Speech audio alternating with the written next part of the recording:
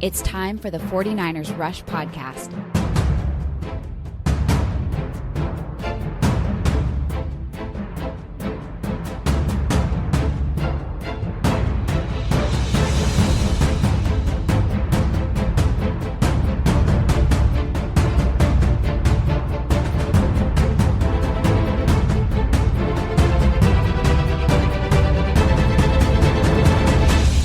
And here's your host, John Chapman.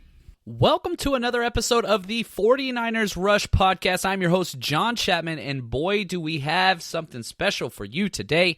One of my all-time favorite players growing up and one of the greatest secondaries ever was cornerback Eric Davis.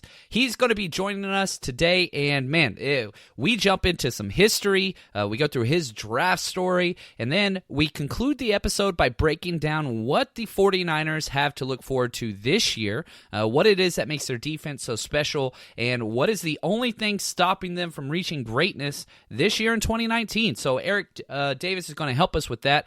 Okay, there's just a little piece of news that I want to talk to before we jump straight into the interview, and that is the 49ers made an addition to their practice squad. Cornerback Teez Tabor, he was drafted in the second round of the 2017 class. He came out of Florida, 6 foot, 199. This is my draft profile on him. I wasn't the biggest fan, still not the biggest fan, but we definitely could use some more corner depth just in case another injury happens. He could be called up to the active roster. Now, I'm not quite sure the 49ers are done at the corner position. They have brought a lot of people in, a lot of bodies, some old faces like Dante Johnson, a couple other people. So not saying that this person's going to be sticking around the practice squad for a while, but I wanted to make you aware of what we got. Now, again, going back to my previous draft breakdown of him coming out of college, he was my 14th corner ranked that year, number 98 overall.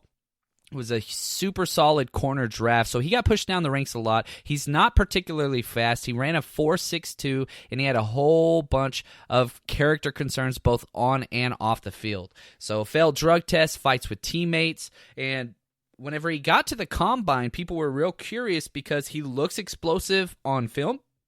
He tested very poorly. He was in the bottom 10% of all categories and was kind of a shuffle zone corner with great ball skills. The reason why he went in the second round is because he had 9 interceptions in his career. Ball skills were off the chart. My NFL comparison for him was a poor man's Asante Samuel, and so he just has not been able to figure out exactly how to make it work at the NFL level. But he is a 49ers, and I'm hoping for his success. And it's kind of, it's nice because, as we jump in with Eric Davis here in a second, I love talking secondary and just man technique and all that stuff, and Eric's going to talk more about that. So, but before we do that, I do want to say thank you to our sponsor, mybookie.ag. These guys have been with us for a while, and they are very, very special. Here's the thing that's so special about MyBookie.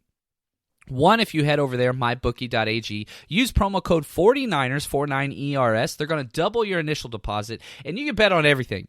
Now, I'm a little bit of a historian, and so I started clicking around on their site. You could bet on the presidential debates. Now they got odds for that, not to mention all the sports in the world that you could ever want to bet on. We're going to have some more betting specials later on this week as we do a week 3 summary where we break down the entire 49ers, every single player, where they rank position-wise with the rest of the NFL after a quarter of the season is over here in Week 4. So we still have that to look forward to, but again, head over to mybookie.ag, use promo code 49ers, and here's the thing with them. You make a bet. When you win, you get your money out easy. You bet, you win, you get paid. Very, very simple. That is MyBookie. So without further ado, let's jump into our interview with one of the great 49ers, Eric Davis. And with us today, 49ers Rush podcast, we have Eric Davis, Super Bowl champion, All-Pro, Pro Bowl corner, played with the 49ers for 6 years and several other teams. Eric, welcome to the podcast. Really excited to talk with you, sir. Oh, thanks, man. Thanks for having me. And looking forward to it. Here's the thing. I feel like the 49ers fan base is a little bit different than most fan bases out there because of our tradition. We got the whole faithful thing and all of that. But what I wanted to start off with is You're from Alabama. Walk us through your draft process, drafted in the second round out of Jacksonville State. What was that call like, and how did all that go down? Well, I was disturbed from a restful sleep. I was out cold. That was the first time. Draft day was really one of the few days that I had an opportunity to sleep leading up to the draft. It's different now because now you have the combine and you have the set pro days where the scouts can only come to the school on certain times and they can only work you out at certain times. Back then, it was if you find him, you go check him out. And I went to a little tiny Division II school, and people hadn't heard of it. There were very few people that had even come through and seen me. And my junior year, Dave Campo, who was actually with the Dallas Cowboys, he was a scout for them. He came through and looking at another one of my Cheeseburger, one of my teammates, Orlando Adams. He got drafted. He was a D lineman. He got drafted by Philly. Same year I came out. But they came through, they were looking at him, and he kept saying that, well, this guy, you keep showing up, so I need to know who you are. And he was like, well, if you have another year like that, you'll have an opportunity to play. So I just went and I played, I did my thing, and then I got invited to the combine, and I did okay at the combine. So after that, everyone wanted to come to Jacksonville State. So every single day, I am not exaggerating, every single day, from the time the combine ended in February up until the draft in April, I had at least one team working me out. Could you imagine that today? To Good Lord. Draft day. Yeah. No, I mean, literally, I mean, they would come and get me out of class. They would, it was in the calf every single day. Some days I'd work out for 3 or 4 teams separately. Because everyone wanted to do their own thing. They wouldn't even work me out at the same time. It was very rare that would happen. And so I was just working out all the time. So back to draft day. Draft day was one of the few days I knew no one was working me out. I was in my dorm room, TV off, door locked, sleeping. And that is a true story. I was sleeping. The phone rang right before the draft started, and it was a guy from Pittsburgh, and I remember thinking, man, it's cold in Pittsburgh. I don't want to go to Pittsburgh. I remember thinking that. And he was like, hey, we like you. We're going to draft you. And Houston called me saying they liked me, and they had come and visited. They came to visit my parents and the DB coaches, and, had all come to visit my parents in Anniston, where I was from. And I knew, and I was like, they're not going to draft me. They had the 10th pick of the draft. I was like, they're not drafting me. I knew that. So I was just like, okay, can I get off this phone so I can get some rest? And I slept until the phone rang, and it was Ray Rhodes from the 49ers fans. You remember him? It was Ray Rhodes. He was my DB coach, and he was like, hey, you little mother. I told you I was going to draft you. I told you. So get on the plane. Get your little ass on the plane right now. Come on, let's go. You just got to know Ray Bob. And it was from that day on, I've been a Niner. Man, and I gotta say, I love that you talked about Ray Rhodes. I'm glad he made the call. Amazing secondary coach, and man, you gotta say you're part of one of the greatest secondaries of all time. Obviously Deion Sanders, Merton Hanks, Tim McDonald, and yourself. What you guys were able to do.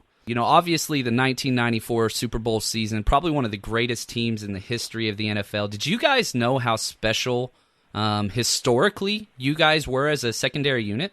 Well, this is what we knew at the time playing. We knew that we were capable of matching up with anyone.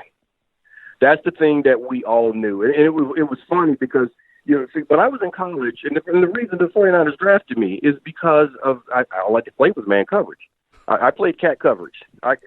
And by that I mean that my DB coach and my defense coordinator would come in, and Darryl Malone was my other corner. And so listen to what I'm saying. I had a couple of D linemen on the D2 school that got drafted. Both of my corners, we got drafted. My safety he got an opportunity as a free agent. The quarterback got an opportunity to play. This was a Division II team, so we were pretty good. So we played cat coverage, and the coach would say, hey, Eric, you cover that cat. Malone, we called him Pony. Pony, you cover that cat. And that was it. We had 2 defenses. We literally had 2 defenses, and one of them we had a free safety in the middle of the field, and the other one he would blitz. And that was it. We played man coverage every snap, every game, every play. But it was funny when I got to the 49ers early on in my career, the talk was that he can't play man coverage. He can't do this. He's too small for that. And it was always comical to me. It was like, guys, that's not the scheme that we're running. I'm doing what they're asking me to do, and that's all I ever did. Before, when I came out, it was like, is he going to be able to learn this complicated scheme? Then all of a sudden, he doesn't know how to play man coverage. So now, let's move ahead to 1994. We all knew that we could match up across the board. Even when you went to our sub packages, I mean, we had Toy Cook coming in, who had been starting in the NFC West for nearly a decade with New Orleans.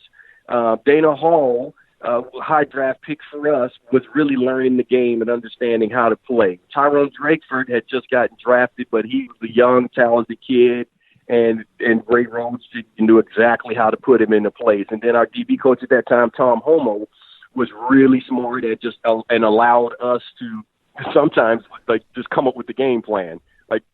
And by that I mean they would say, okay, this is what we want to do, and we would look at it and be like, guys, it'd be so much better for us to do it this way. And Tom would be like, okay, you guys figure out what it is, so I can go upstairs and tell them what you guys are doing.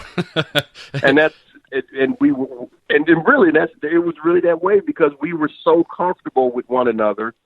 We had been in that defense together. The only guy who hadn't been in the defense that was really out there for a long time was Prime. And I knew the defense so well that I could literally tell Prime, okay, cover this guy right now. As he was learning the defense, I could put him in a situation because we had a very complicated defense that multiple calls. I mean, every single call could have 4 or 5 different checks to it. But I could always put him in a position to where he didn't have to worry about those things. And it was the same with Tim and Merton. We could always talk to one another and confuse quarterbacks. Like when we played an Atlanta game, we got 3 interceptions in the exact same call because we played it 3 different ways. Because we knew how to talk to one another and tell each other what we were going to do, why we were going to do it. Even down to that Troy Aikman interception in the NFC Championship game. As it was Tim and I literally talking about something we had seen, and I turned to Tim and said, "Here it comes." He looked at me and he was like, "Okay, go get it." It's a question of things being the guys understanding what's going on. So that's how that team was, man. It wasn't a question of historical value. We just knew that we could play well, and you were going to really, really have to hunt if you were going to beat us, because we were going to make it tough on you. And the only crime in that, the historic value was lost, I think, really, because they didn't give us a chance to stay together, and we've got no Carmen policy about that. Yeah, we all wanted it. It just unfortunately didn't fold out that way, but so thankful for that 94 season, which was special. And, if we jump to today, the 49ers defense is actually... It's impressive. It's great what they've put together, even though it's a very small sample size. So, Eric, I guess my question for you is this. What do you see being the main difference between the 2019 Niners and the past 3 or 4 years? They're faster. The defense is definitely faster. You look at what they're doing, at the linebacker. Look at the way Quan Alexander and Greenlaw play when you have those backers on the field, how they're able to just, take up space in the passing game, how they're able to run things down, run down screens, the way they're able to run past guys before they can get to the second level when linemen are trying to get up on them. And then they play angry. That's part of it. The defensive line, a lot of draft equity has been spent on that defensive line. And also you look at it from a free agency standpoint. You look at what you have across that front. Again, it's speed. It's power. Guys have developed. They understand what they can do. Players that people may have wanted a lot more out of early on, now they have gotten into a comfort, like an Armstead. He's gotten into a comfort zone to where he knows what he's capable of doing. And because he has talented players around him, now you get to see just how talented he is, because all the focus can't be on one particular player. They had 6 guys that could easily be starters, a minimum of 6 guys in that front that could easily be starters. So you have that going for you. On the back end, Sherm is healthy again. as healthy as he's been in a while. And I said from day one, get him. I was a strong advocate when, sign Sherm. I was talking to him before he got back on before he got on the squad, that I wanted to see him in my number on, in my colors, because I knew that not only would he get back to form, but he would also raise the level of that room. And that's important, having that pressure on one another. That's why we had such a good unit, because we all were trying to get it done, not outdo the next guy, right, but not let the next guy down. You had to play at a certain level because you knew the guys around you were capable of playing at that level, and that's what I wanted to see there. So you combine the speed, you combine younger guys starting to come into their own, like a Witherspoon. These guys are coming in, and then you have some guys that are just coming in right now as they figure it out. They're figuring things out fast, and they're playing angry, and they're bringing back these hits back there. I mean, they're booming people again. People know, you watch the film. I see guys alligator arming balls. And by that, like Ronnie said it all the time. Make a guy alligator arm ball, because no one really wants to extend their hands fully into an alligator's mouth, right? and that's what you see guys doing in that secondary. And that's what they're doing. And the other thing, that tax, it's been levied again. There's again something I learned. There's a tax. There's an ass tax for coming into the middle of the field. And people know when you play the Niners that you are going to get your ass smashed when you come into the middle of the field, and it's showing up on film. That's why I think what this defense is doing will continue. Short sample size. But I really think that it's repeatable, because they're playing sound football. The guys are playing well together. They're playing fast. They're playing angry, not mad, because you lose focus when you're mad. But they're playing angry football out there, and I like what I see. Man, very, very well said. And I guess here's what I want to do. Can you, real quick, and this will be one of our last questions, help me from being the person that's believing, man, Super Bowl or bust. What are some of the concerns you have from the defense? Because they are young. Obviously, the safeties are struggling a little bit, but there's some promise there with the youth. Is there anything in this defense that you say, man, if we can fix this one thing, that then this could be something special? My concern is not with the defense. No, I already think you see the signs of the defense being a contender. This is a playoff defense. That's it. So health that's the main concern. D Ford's knees holding up. Witherspoon, how soon does he get back?